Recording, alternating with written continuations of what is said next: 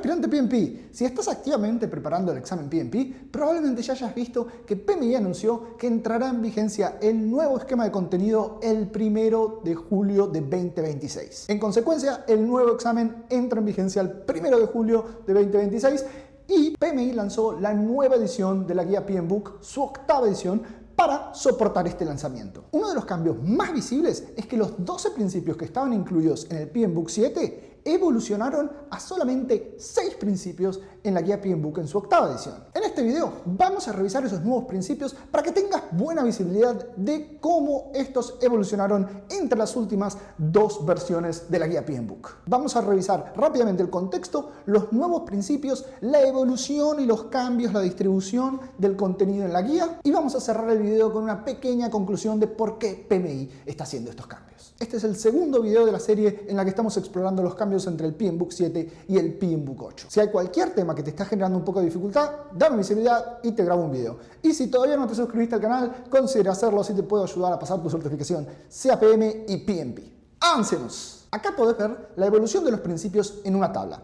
Como podrás ver, los 12 principios evolucionaron a solamente 6 principios. No es que PMI haya eliminado 6 principios porque ya no eran importantes. Como habrás visto en el primer video de la serie, el objetivo de PMI para esta nueva iteración de la guía PMBOK es integrar y consolidar el contenido. En esta nueva iteración de la guía, PMBOK intenta enfocarse en consolidar e integrar el contenido en relación a sus anteriores bibliografías. Y si estás estudiando el PMBOK 7 o si estudiaste el PMBOK 7, probablemente hayas visto que hay algunas oportunidades de mejora en términos de la repetición y cómo se solapean los principios, los dominios de desempeño, etc. Si bien la guía PMBOK en su séptima edición tenía un poco de espacio para mejora en términos de repetición, fue muy útil para que PMI pueda posicionarse como el líder indiscutido en la industria de la emisión de certificaciones de dirección de proyectos. Como ya debes saber, el PMP se convirtió en la certificación estrella de esta disciplina y el paraguas que básicamente permite a un director de proyectos integrar enfoques ágiles, predictivos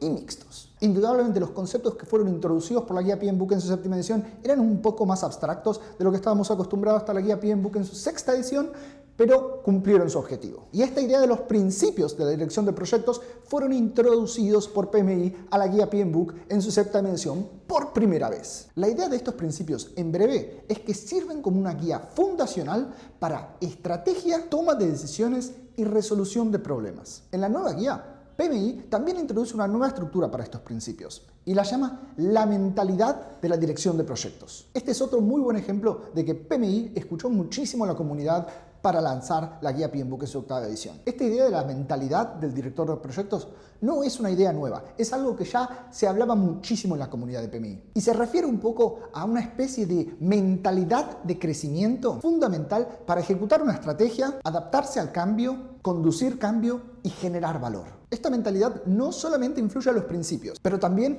a todo el resto del contenido y de verdad tenéis que personificar esta idea de la mentalidad de la dirección de proyectos para obtener un buen resultado en el examen. ¿Sabes bien a qué me refiero si ya estás avanzado con tu estudio? Y vas a entenderlo mejor si cuando ya hayas hecho tus 200, 300 primeras preguntas. Porque muchas veces este concepto de la mentalidad adecuada va a ser lo que te ayuda a determinar cuál es la respuesta correcta basada en una pregunta bastante ambigua. Y esta es la nueva estructura de la mentalidad del director del proyecto en relación a los principios. Como podés ver, hay 3 dimensiones y cada una agrupa a 2 principios. La primera dimensión es proactividad, la segunda es orientado al valor y la tercera es responsable. PMI todavía no lanzó la guía PMBOK en su octava edición en español, por lo cual estoy un poco asustado de que esta última traducción no es perfecta. En vez de responsable en inglés, PMI la llamó ownership, que se refiere más al término de ser dueño que ser responsable. Si se te ocurre una mejor traducción, déjamela saber en los comentarios. Esta idea de ownership o ser dueño o ser responsable no se refiere al hecho de que el director del proyecto va a tener un gran porcentaje de equity en la organización. Estos principios se refieren mucho más a la idea de que nosotros tenemos que ser responsables y rendir cuentas para lo que suceda en nuestros proyectos. Y nosotros también tenemos que asegurarnos de que vamos a crear un ecosistema en el que todos sus contribuyentes se sientan empoderados. En el pasado también hice la certificación de Prince2. Cuando tomé esa decisión no era tan obvio de que el PMP era más valioso que el Prince2. Y yo también viví en Inglaterra por más de 10 años, así es que tenía sentido para mí. Pero Prince2 se refiere a un concepto que está bastante interesante. La idea de que los directores de proyecto tenemos la legitimidad otorgada directamente por los directores de nuestras empresas a ejecutar las operaciones del día a día para los proyectos en los que estamos involucrados. Esa idea se alinea perfectamente con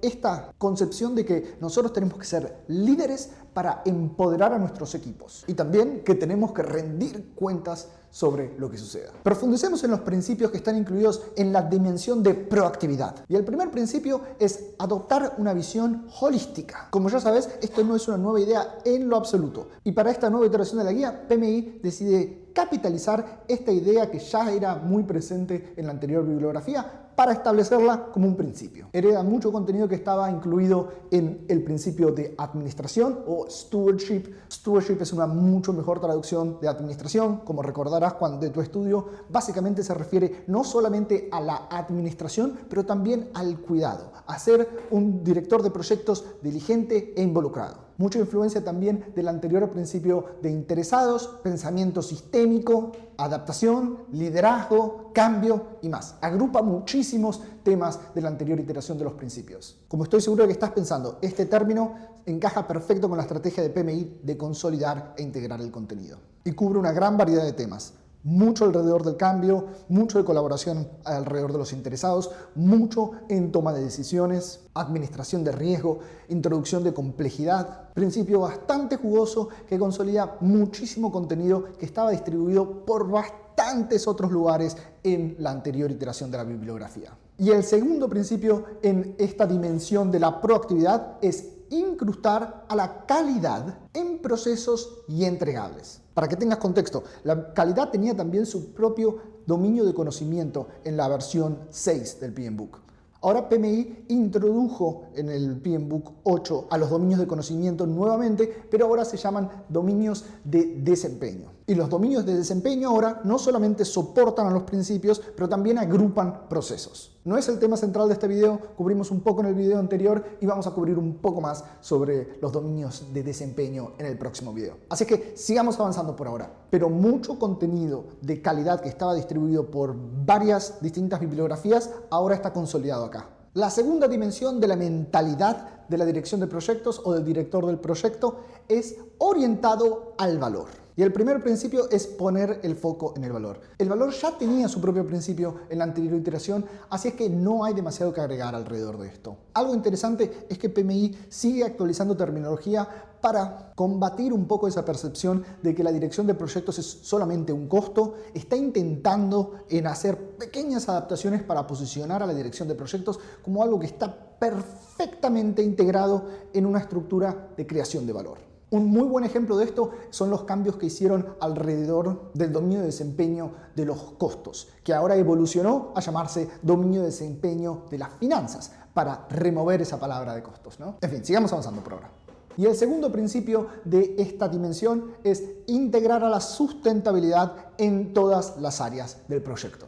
Acá obviamente PMI quiere resaltar el rol de la sustentabilidad, que ahora obtiene su propio principio. Como ya sabes, había muchas menciones de sustentabilidad en la anterior iteración, pero ahora PMI quiere ponerle un poquitito más de foco. Y por último, desde la perspectiva de la dimensión de ownership o responsabilidad, que quiero que me digas cuál es la traducción para vos. Estoy seguro de que lo vas a hacer mejor que yo. No creo que responsabilidad vaya a ser la traducción oficial. Ya lo sabremos en un par de semanas o meses. Espero que semanas. Y el primer principio en esta dimensión es ser un líder responsable. De vuelta, creo que esta traducción va a cambiar, porque la traducción en inglés es be an accountable leader. Y accountable no solamente se refiere a responsabilidad, pero también se refiere a rendición de cuentas. El liderazgo también ya tenía su principio en la guía PMBOK en su 7ª edición, y acá podés ver de manera muy intencional un intento de PMI por hacer una integración más robusta para con la terminología ágil. Había gente en la comunidad que planteaba que PMI había agregado contenido alrededor de ágil, pero que no había realmente integrado a ágil en sus procesos, en sus principios.